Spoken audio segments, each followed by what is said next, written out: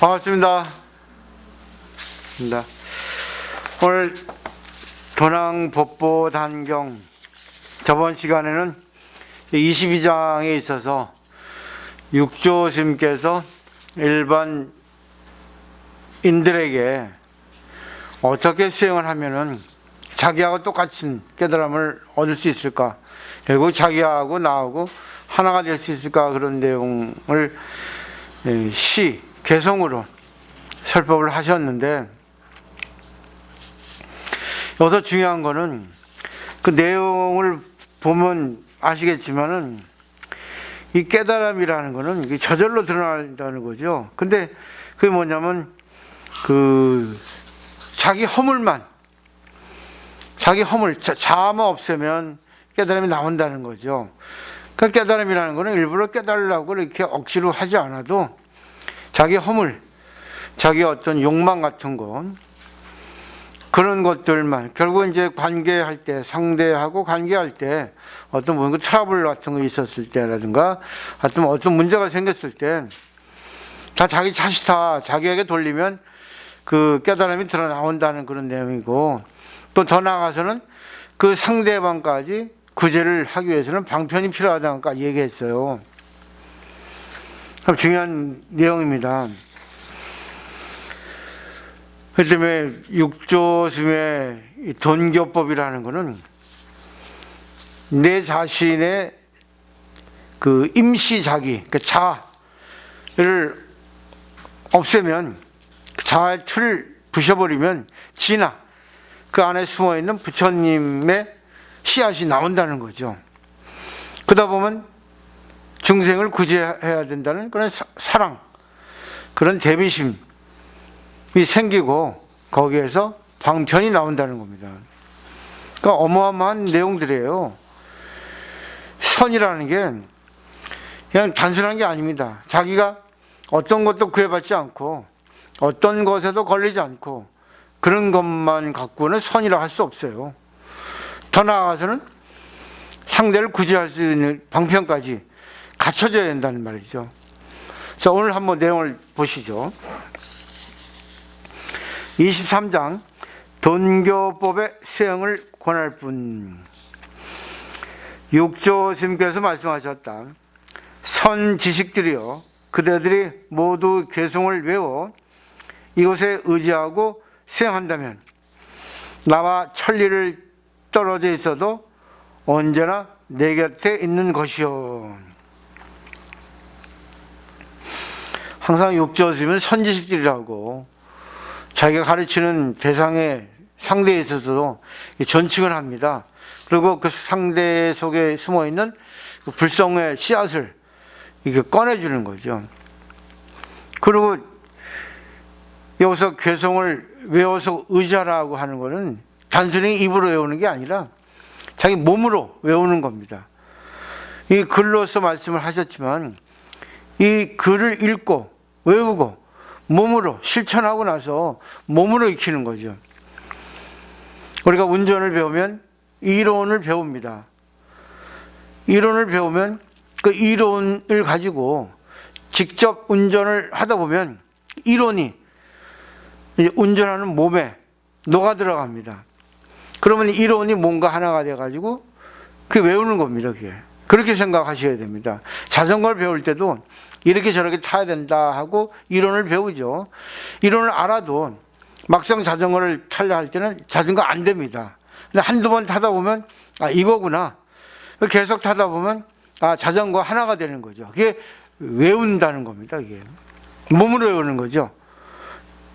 머리로 외우는 게 아니라. 그다음에 그렇게 하면 이제 거리상으로 멀리 떨어져 있어도 바로 눈앞에 마주하는 것 같다 얘기하셨고, 수행하지 않는다면 얼굴을 마주해도 천리나 떨어져 있는 것이라 했어요. 공부하지 않으면 아무리 가까이 있고 대화를 해도 서로 딴 얘기하는 거거든요. 저마다 스스로 수행할 일이지 법은 상대편이 줄 수 있는 것이 아니다. 저는 이 내용 요즘 완전 공감합니다.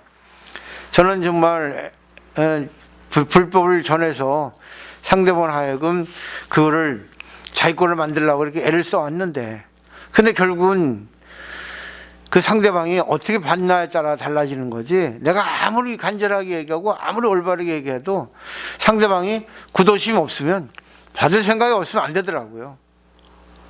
그 요즘 제가 달라진 게 있어요. 기도하면서 그냥 놔두자, 전통적인 수행 방법으로 그냥 내 공부하자, 이렇게 된 거예요. 이 내용, 그런 겁니다. 이 내용이. 대중은 흩어져라. 나는 조계산으로 돌아가니 대중에게 의심이 있다면 그 산으로 와서 물어라. 그러니까 2년 이제 끝나는 거죠. 지금까지 다 전했으니까 내일은 끝났다. 나는 조계산. 조계종이 이제 이것 때문에 조계종을 한 겁니다. 조계산으로 갈 테니까 혹시 공부하다가 의문이 있으면 글로 찾아와서 물어라, 그죠. 그러니까 결국은 여기서 이제 육조심은 다 전했다고 하지만 그는 뭐 다 전했겠습니까? 알아듣는 사람은 알아듣지만 못 알아듣는 사람은 못 알아듣거든요. 그래서 여기서 이제 2년을 이제 마치는 거죠. 그대들을 위하여 의심을 없애고 나와 똑같이 부처님의 성품을 보게 하리라 했어요. 나 이게 좀 중요한 얘기라 생각합니다. 가까이 있을 때는 몰라요. 감사함을 모릅니다. 근데 떨어져 있으면 이제 압니다. 아, 참 대단하다든가, 아, 진짜 좋았다든가. 떠나 있어 보여 알죠. 그 때문에 육조스님도 이런 방편을 쓰지 않으셨나. 진짜 구도심이 있고 진짜 공부할 마음 있는 사람은 와서 물어라. 그러면 그때 또 다시 내가 그대를 위해서 방편을 써서 그대로 하여금 깨닫게 해주겠다. 이렇게 얼마나 자비스러운 친절한 말씀이십니까. 그 다음에 그 자리에 있던 나라 일꾼과 일반 불자들이 큰 스님께 절을 올리며 찬탄하지 않는 사람이 없었다. 얼마나 대단하시겠습니까. 참으로 훌륭합니다. 이런 큰 깨달음을 주는 법문을 예전에는 듣지 못했습니다. 우리 영남 사람에게 복이 있으니 살아있는 부처님이 여기 계실 줄 누가 알았겠습니까? 영남 영북이 있어요. 남쪽 북쪽에 있는데 그 중국 그 당나라 그 당시에는 도노점수라는 사람이 있었거든요. 도노정호. 이게 뭐냐면 육조 스님께서는 가르침이 탁 순간 깨닫는 겁니다. 그리고 수행이 필요하지 않아요. 깨달으면 부처님의 본성이 나왔기 때문에 깨닫지 않아도 다 거기서 끝나는 겁니다. 그러니까 실타래가 있잖아요. 실타래를 하나 딱 끊으면 어떻습니까? 전부 끊어지죠. 그러니까 한 번 깨달으면 모든 게 다 끊어져 버리는 겁니다. 근데 영국 사람들의 가르치, 북쪽에 있는 사람들이 가르치면 이제 그 점호, 점점 깨닫는 거, 수행을 해서 점점 단계적으로 깨닫는 겁니다. 그러니까 뭐 신도인들 그러잖아요. 스님하고 우리하고는 근기가 다르니까 우리는 조금 중생이라 조금 천천히 알기 쉽게 좀 기다려 주십시오 그러거든. 그건 점호거든. 마음만 바꾸면 되는데 자기가 아니다 하고 안 하면 되는데 그 아니다 하고 또 미련이 남는 거예요. 자기가 여태까지 써왔던 게 아까운 겁니다. 그 안 좋은 건데 불구하고 참 희한해요. 난 그 보면 그 아까운가 봐요. 안 좋은 건데 그 고집, 그리고 자기 견해가 틀린데도 옳다고 주장하고 그런 것들. 그 뭐라 하겠어요? 그러세요. 옛날에는 그게 아니 틀린다고 제가 얘기했지만 이제는 안 해요. 그래요? 하고 제가 잘못했군요 하고 그래버립니다. 이제는 그렇게 달라졌어요. 제가 이번에 너무나 큰 아픔을 겪고 나니까 부처님께서 깨닫게 해주신 거죠. 안 되는구나. 아무리 부처님이 지금 이 세상에 나온다 하더라도 중생을 구제하는 것은 있을 수 없다. 상대가 스스로 깨달을 그것밖에 없는 거지. 부처님은 다만 그 깨달음을 열어주는. 말하자면 이제 그 의학의 그 아버지 그 히포크라테스가 얘기했잖아요. 병은 자기 스스로 치유력이 있어서 나을 뿐이지 의사는 단지 그걸 좀 빨리 낫게 해줄 뿐이다. 자기 스스로 고치는 거다 그랬죠.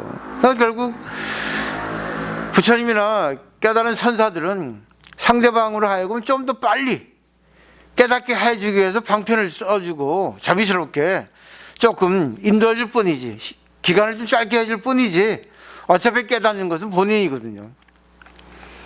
암만 해도 본인이 마음 없으면 안 돼요. 시절 인연이 오지 않으면 안 되더라고요. 이제 깨달았어요. 저도요. 이제 철들었지 이제.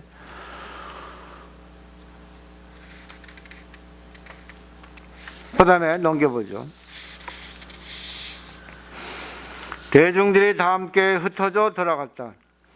육조 스님은 조계산으로 돌아가서 소주, 광주, 그러니까 지방이죠. 두 고을에서 40여 년 동안 법을 펼치셨다. 그분의 문하, 그러니까 제자들을 말하자면 스님들과 일반 제자들 모두 합쳐 1만 5천 명이나 되니 일일이 다 말할 수가 없었다. 결국 스님들도 제자가 있지만 제가불자 일반인도 제자가 있다는 겁니다. 그러니까 선이라는 것은 결국 스님들을 위한 가르침이 아니라 누구라도 다 여기 해당이 된다는 거죠. 그러니까 이걸 알기 쉽게 전할 수 있는 그런 기량이 있어야 된다는 얘기입니다. 그냥 너무 추상적으로 너무 어렵게 하면은 그건 문제가 많아요.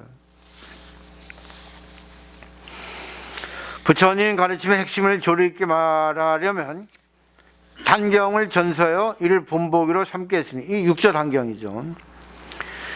단경을 얻지 못했다면 부처님의 법을 전해받은 것이 없으리라. 그만큼 자신하는 거죠. 자신할 수 있어야 됩니다. 자기가 깨달은 법에 대해서. 저도 자신이 있거든요. 제가 행동은 잘 생활을 못하지만 법에 대해서는 확신하거든요. 저도.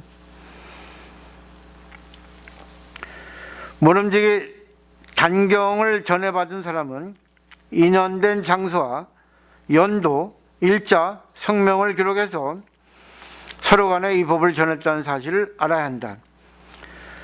단경을 전수받지 못한 사람은 남종의 제조, 남종, 북종이 있거든. 남쪽 종파, 북쪽 종파 이렇게 되어 있습니다. 남쪽, 북쪽, 뭐 서울, 부산 이렇게 하면 되겠죠. 단경을 전수받지 못한 사람은 단숨에 깨닫는 가르침 돈교법을 말하더라도 아직 근본을 모를 것이니 끝내 시비 다툼을 면하지 못할 것이다. 오직 이 법을 얻은 사람에게만 돈교법의 소용을 권할 뿐 시비 다툼은 이기고 지는 마음이기에 도하는 어긋나는 것이다. 시비 다툼, 이거는 옳고 그름을 서로 논쟁하는 겁니다.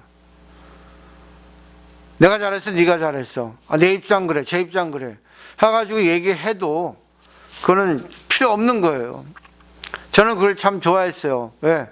분별심이 있어야 되고 어느 것이 옳고 해가지고 서로가 참여를 해야 된다 했는데 이게 안 되더라고요.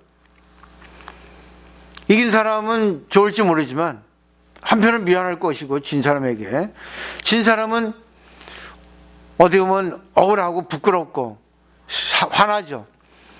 그러니까 원망이 생기지 않겠습니까? 그러니까 시비 다툼은 옳고 그름은 여기서 가리면 안 돼요. 근데 저는 그걸 했습니다. 결국은 둘 다 양쪽 다 못 견디대요. 나는 그걸 보고 그랬어요. 참 공부하면 아무것도 아닌데 아무리 깨달은 사람이라도 현실 세계에 있어서 자기도 모르게 실수하는 게 있거든요. 자기도 모르게 상대를 하여금 업을지게 할 수 있거든요. 그러면 그 상대의 그 일에 있어서 내가 잘못했다. 난 잘하려고 했는데 잘못됐다 하면은 죄송합니다. 나도 모르게 잘못했네요. 내가 이거 한번 정리해 보겠습니다. 죄송합니다. 사과드립니다. 끝나거든요. 그게 안 되는 거예요, 사람들이. 공부 안 된 사람은.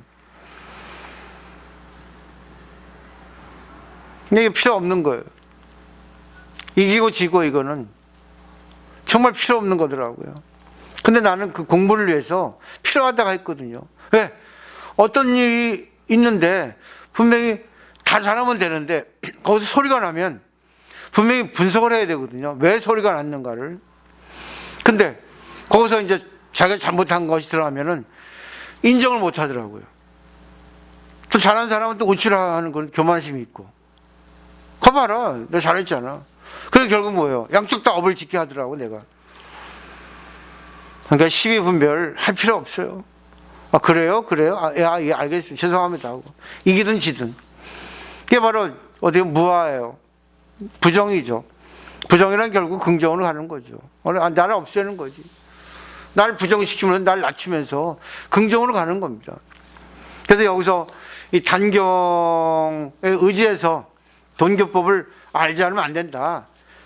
단경에 의지해서 돈교법을 아는 사람이 아니고 그냥 일반 선을 공부해서 돈교법을 아는 사람은 그건 인정할 수 없다. 이렇게.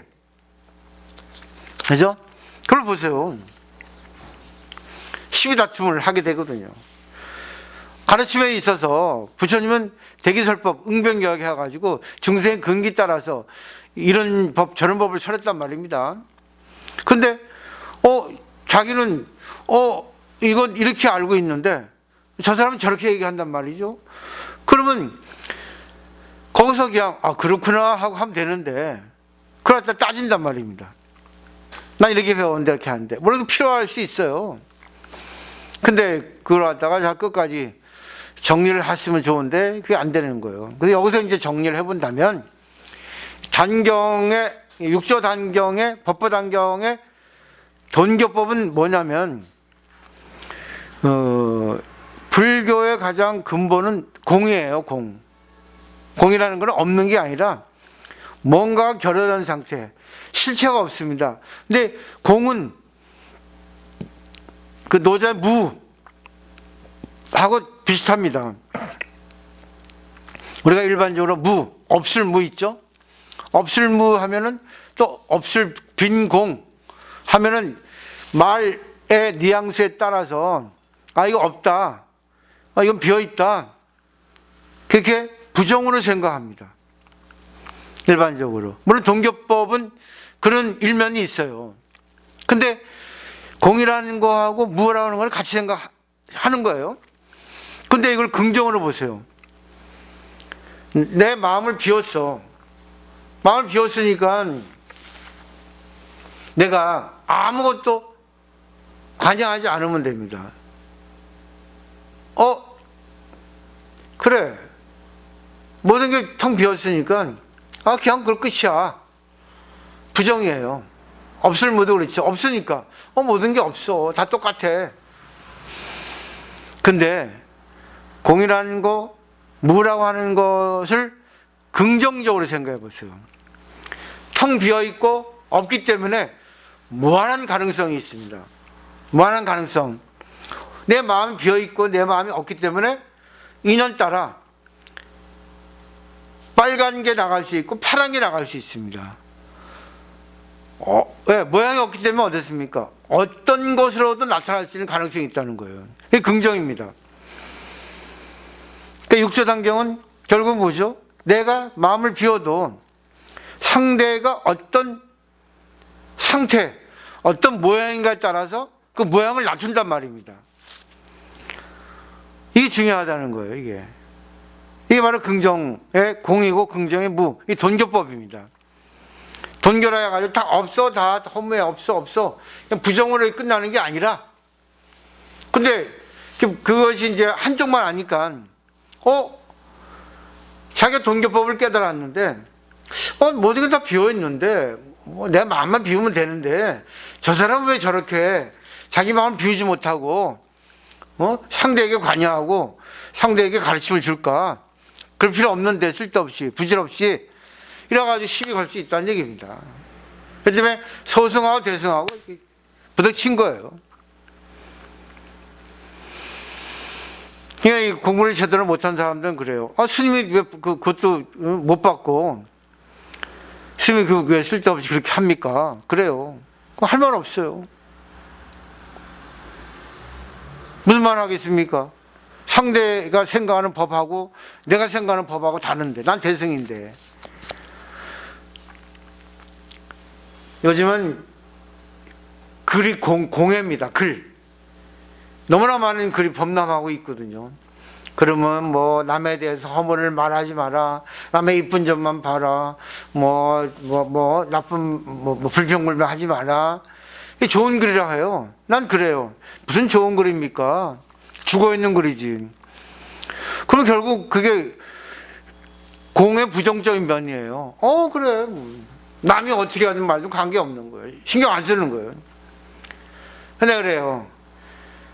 상대에 대해서 사랑도 없고 자비심도 없고 상대를 걱정하는 마음도 없고 배려하는 마음도 없고 너무 이기주의 아니냐. 만약 상대가 내가 사랑하는 사람이었다면 상대가 지금 안 좋은 입장으로 빠지는데 가만히 있을 거냐고. 잔소리해야지. 뭐라 해야지. 안 그렇습니까? 그죠? 그게 작용이 없는 거예요. 작용이. 한쪽만 아는 거예요. 말에 걸려버리는 거예요. 말에 노예가 되는 겁니다. 말의 뜻을 알아야 되는데. 그러잖아요. 저는 이 사람은 이래서 안 좋습니다. 이래서 안 좋습니까? 나보고 뭐라는 줄 알아요? 남 얘기한다고. 나쁜 얘기한다고. 그거를 분석해서 그 사람을 어떻게 하면은 그 사람을 더 좋은 점을 꺼내고 나쁜 점을 안 꺼낼까 이렇게 연구를 하는 건데. 너무 차이가 지는 거 너무. 근데 대승을 아는 사람은 상대가 나한테 시비를 걸어도 그냥 받아요. 웃고 말죠. 아이고 공부 좀 더 해라. 그거 가지고 나한테 가르침을 논하면 되겠냐고. 난 자신 있는 거예요. 어떤 거에도 관계없어요. 내가 먹을 준비가 돼 있으니까. 이게 바로 육조스님의 돈교법이란 말입니다. 상대를 위한다면 잔소리도 해야 되고 상대 허물도 얘기해야 되고 상대에게 뭐라고도 해야 됩니다. 그게 방편이잖아. 예를 하나 들게요. 불성이라고 하는 씨앗이 있습니다. 공이라고 하는 씨앗이 있어요. 무라고 하는 씨앗이 있습니다. 근데 돈교법을 가지고 이거를 갖다가 깨달았습니다. 근데 한쪽만 깨달은 거하고 양쪽 깨달은 거, 그러니까 부정의 공을 깨달은 거하고 동교법으로 부정 긍정의 양쪽 면을 깨달은 동교법하고는 내용이 달라요.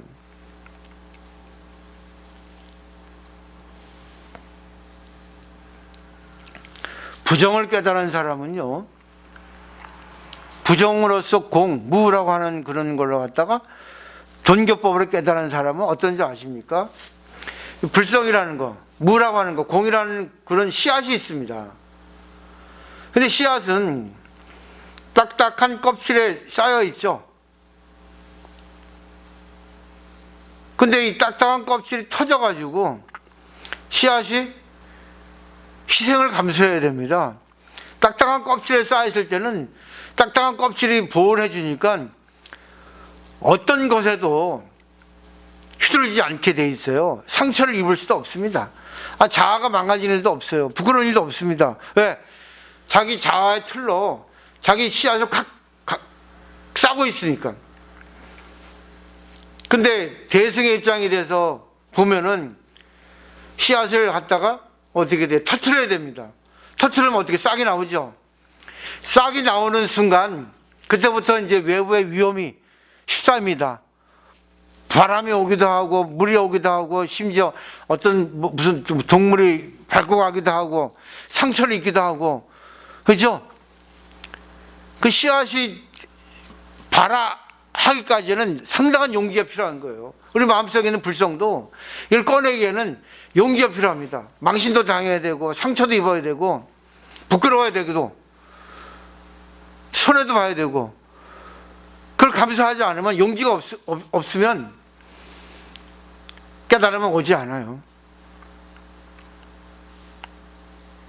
그럼 식물에 예를 들었으니까 식물의 씨앗이 터져가지고 발화해가지고 싹이 나옵니다. 그때부터 이제 땅하고 하나가 되죠. 그 또 땅 밖으로 나오면 어떻습니까?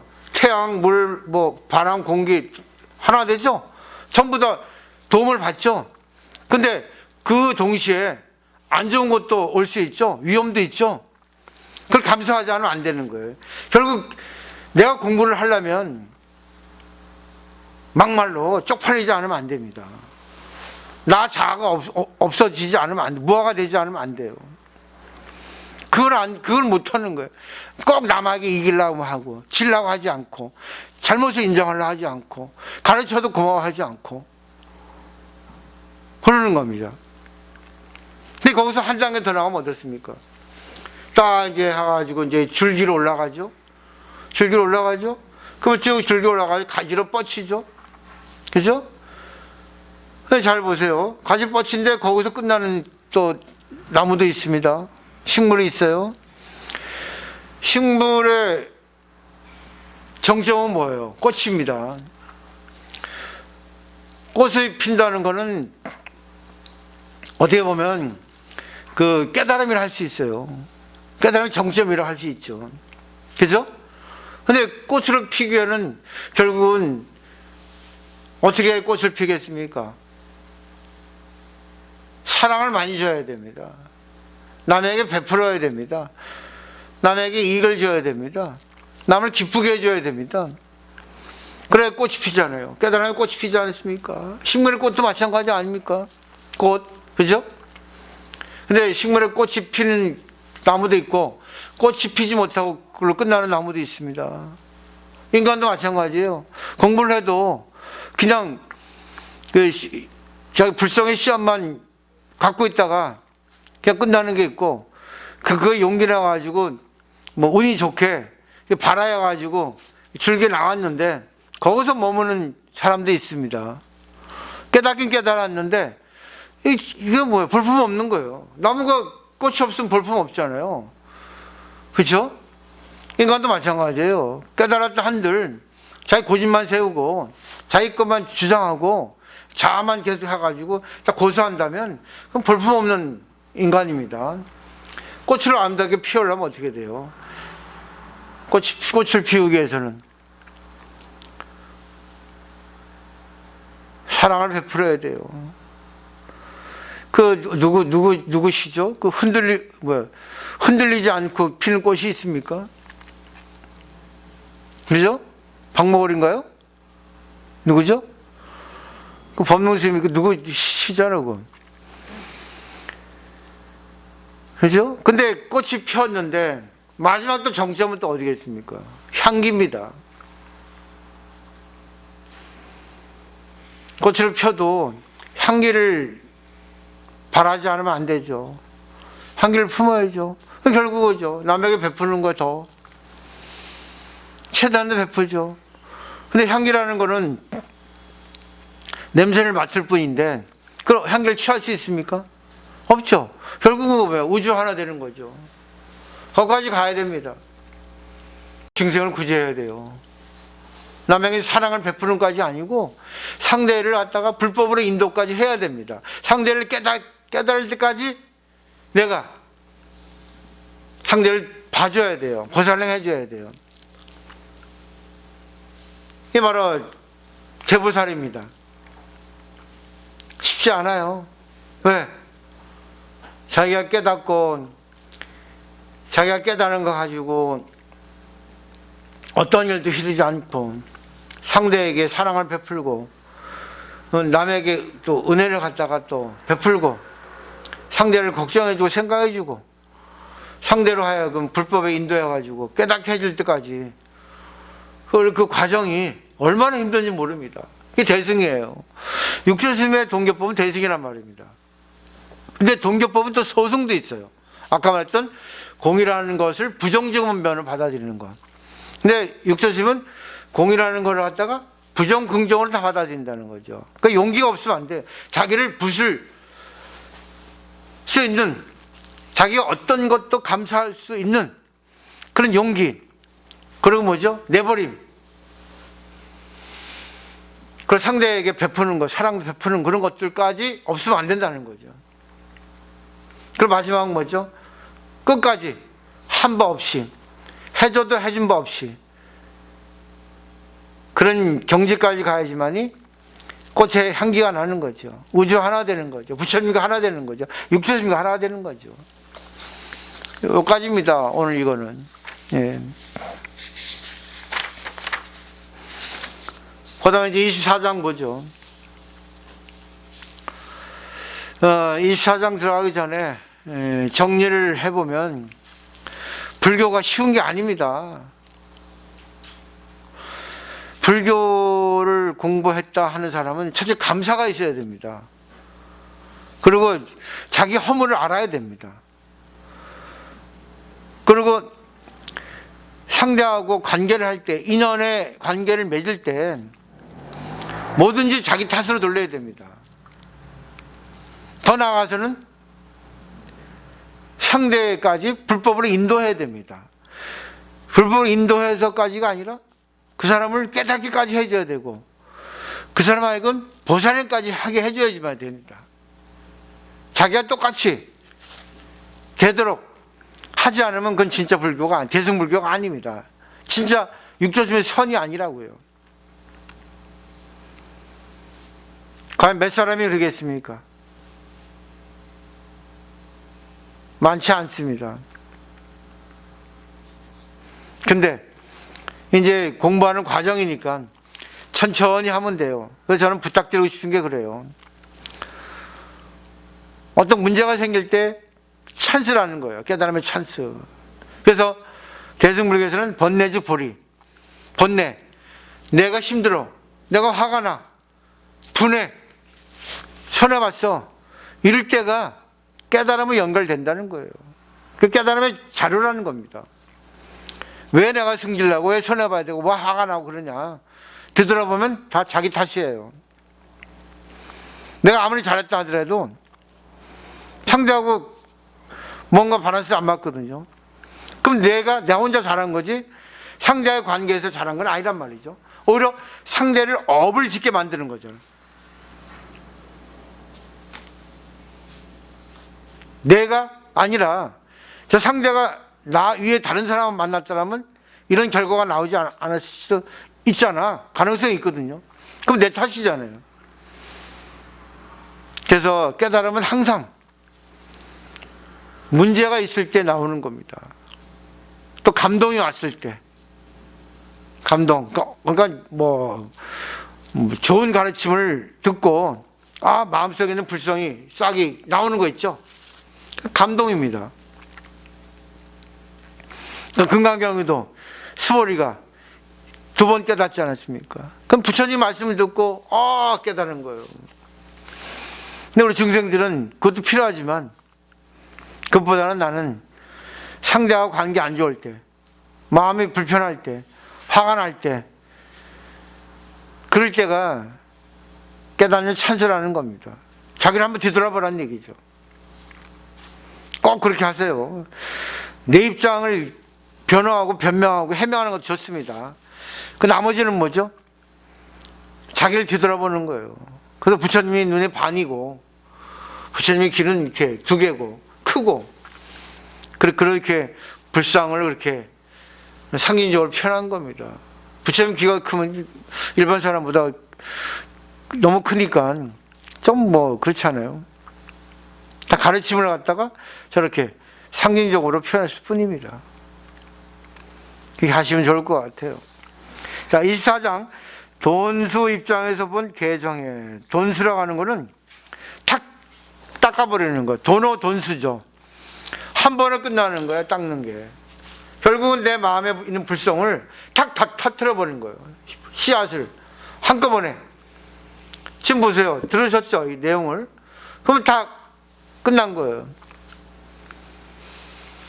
그러니까 어떤 관계에 있어서도 소리가 나든 소리가 안 나든 좋았든 나쁘든 관계없이 나도 좋고 상대도 좋게 할 수 있는 그런 것이 순간되는 겁니다. 내가 수행하지 않아도 계속 반복 학습하지 않아도 언제 어느 때나 그냥 된다는 얘기예요. 내용을 보죠.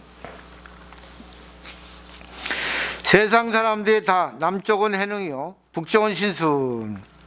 남쪽은 남종이고 북쪽은 북종입니다. 신수 해능은 오종홍인 선사 밑에 아주 2 제자죠. 라고 말하지만 이 이야기가 나오는 근본 뜻은 아직 모르고 있었다. 또 신수 선사는 형남부 당양현 옥천사에서 주지를 맡아 수행하고 있었고, 해능대사는 소주성 동쪽 35거리쯤 떨어져 있는 조계산에 머물러 계셨는데, 법은 본디 하나의 종지인데도 불구하고 사람에게는 남쪽과 북쪽의 차별이 있어 이로 말미암아 남쪽과 북쪽에 분별했게 됐다. 부처님 법은 하나예요. 근데 사람에 따라 남쪽 북쪽 종지가 달라지는 겁니다. 근데 이것도 좋아요. 왜? 사람에 의해서 법이 달라졌기 때문에 사람에 의해서 방편을 쓸 수가 있거든요. 그 다음에 무엇을 일러 돈과 점이라고 하는가? 법은 하나인데 그 법을 보는 것에 빠르고 더듬이 있어. 빠른 것은 돈이고 늦는 것은 점이에요. 돈은 갑자기 순간이고 점은 점차적이라는 뜻이죠. 더디게 보는 것이 점이요, 빠르게 보는 것을 돈이라 한 것이다.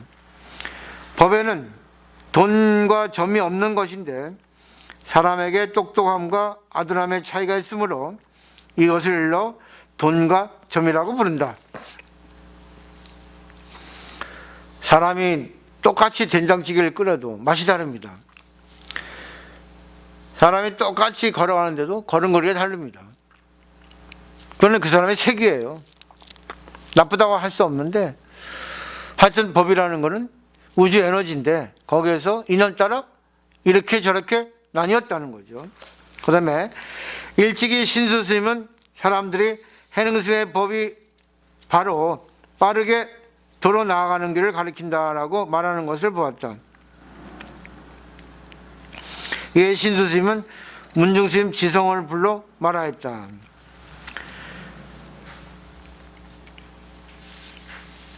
그러니까 육조 스님이 이제 빨리 순식간에 나아가는 것이 도노라는 걸 신수 스님은 봤다는 거죠. 그래서 그 제자 중에 지상스님이라는 분이 계시는데 그분을 불러 말했죠. 넘겨보세요. 신수, 너는 총명하고 매우 지혜로운 사람이다. 그대는 나를 위하여 조계산 해능스님의 처소로 가서 예배하고 법문만 듣고 내가 보내서 왔다는 말은 하지 마라. 들은 대로 그 뜻을 기억하고 돌아와 나를 위하여 그 내용을 말하다오. 해능스님과 나의 견해 가운데 누가 더디고 빠른지를 보거라. 법문을 듣자마자 빨리 돌아와 내가 그대를 의심하지 않게 하라 했어요. 지성스님은 기쁜 마음으로 명령을 받고 반달쯤 걸려 조계산에 도착하였다. 해능스님께 절을 올리고 법문을 듣게 되었지만 어디에서 왔는지는 말하지 않았다. 지성은 법문을 듣고 그 자리에서 바로 깨달아 본디 마음과 하나가 되니 자리에서 일어나 절을 올리면서 말했다. 지성스님이 신수스님의 밑에 있을 때는 점호였거든요. 점차적으로 계속 수행하고 본대를 없애는 걸 수행했거든요. 육조스님의 법문을 듣자마자 이제 뭐죠? 자기 본성과 하나가 된 거예요. 도노법을 깨달은 거죠. 그러니까 사람을 만나는 게 중요하다는 겁니다. 어느 스승을 만나냐에 따라서 제자가 달라져요. 근데 좋은 스승 밑에 좋은 제자가 있는 거죠. 그 다음에 지성스님이죠. 큰 스님이시오. 저는 옥천사에서 왔습니다. 신스님 밑에서 깨닫지 못했는데 큰 스님의 법문을 듣자 본디 마음과 하나가 되었습니다. 큰 스님께서는 바라옵건대 자비로 가르침을 주시옵소서. 그대가 옥천사에 왔다면 염탄꾼이 아니라 이 세작이라 하거든요. 한문으로 세작. 염탄꾼. 지성스님, 사실을 말하기 전이라면 그렇습니다만 이 말씀을 들었으니 아니옵니다. 해능스님, 본내가 곧 벌이라는 것도 이와 같다 그랬어요. 참 멋있어요. 이게 대승이라는 겁니다. 본내가 벌이는 아니에요. 근데 본내, 내 마음이 불편했는데 힘들었는데 그 순간 뭐예요? 딱 깨닫고 보니까 내 탓이야. 구도심이 있어야 된다. 결국 뭐예요? 자아의 자아의 씨앗을 갖다 터뜨린 겁니다. 용기를 내서. 그죠? 도박을 한 거죠, 도박을. 나 버려버리자. 내가 그냥 망신당하자. 내가 인정해버리자. 내가 잘못했지 않아. 근데 그걸 갖다가 감추고 있는 거예요. 왜? 상처받으니까. 부끄러우니까. 상대보다 밑에 깔리니까. 그거 안 버리면 공부 못해요. 남에게 져야 됩니다. 항상. 이기고도 져야 돼요. 상대가 그러면 그렇습니까? 하고 그런 용기가 있어야 돼요. 결국 뭐예요? 씨앗이 껍질을 깨고 나오면은 그때 위험하거든요. 자아가 없어져요. 상처할 수 있어요. 죽을 수도 있어요. 그걸 갖다 감수해야 됩니다. 진짜 가르침이 얘기해요. 그 다음에 이제 해능 대사께서 지성에게 말씀하셨다. 해능, 나는 그대의 스승이 사람들에게 오직 개정해만 가르치고 있다는 소리를 들었는데 개정해를 어떻게 설명하는지 궁금하구나. 나에게 설명해 보라. 여기 이제 도노, 점호에 대해서 이제 구분하는 겁니다. 지성스님, 신스님께서는 어떤 나쁜 일도 하지 않는 것을 일로 괴라고 하고 온갖 좋은 일을 받들어 하는 것을 해라고 하며 스스로 마음 숨쉬를 깨끗이 하는 것을 정의를 한다. 이게 개정해에 대해서 정의를 내린 거예요. 이 셋을 합쳐 개정해라고 하니 이것이 그분의 가르침입니다. 큰 스님의 견해는 어떠한지 모르겠습니다. 하니까 해능 스님, 이 법문이 불가사의하다 말들 하지만 내가 보는 관점은 다르다. 어떻게 다릅니까? 법을 보는 것에는 더디고 빠름이 있다. 돈점이 있다는 거예요. 돈점. 돈은 빠른 거고 점은 더딘 거고 느린 거고. 지성스님, 부디 큰 스님께서 보신 개정해를 말씀해 주시옵소서. 해능, 그대는 내 말을 듣고서 내가 본 것을 보아라. 마음에 그릇된 것이 없으니 자기 성품의 아름다운 모습 괴요, 마음에 어지러운 것이 없으니 자기 성품의 고향 정이고, 마음에 어리석은 것이 없으니 자기 성품의 슬그럼 해다. 본래 없단 말입니다. 육체는 본래 무일물이에요. 나에게 개정이라는 것이 없어요. 아무런 어리석음 없는 것. 자기 성품의 고요함. 그게 결국 뭐였죠? 부처님 성품을 보는 게 개정입니다. 그죠? 내가 지금까지 살아온 것 중에 잘못된 자기를 보고 그걸 안 하려고 노력하는 게 개정이고 신스심에. 육체심이 뭐죠? 본래 내 마음에 어리석음이 없고 내 마음에 산란하는 게 없어. 내 마음 원래 그것이 다 부처님 개정이야. 아름다운 거야. 본디 내 마음은 그렇게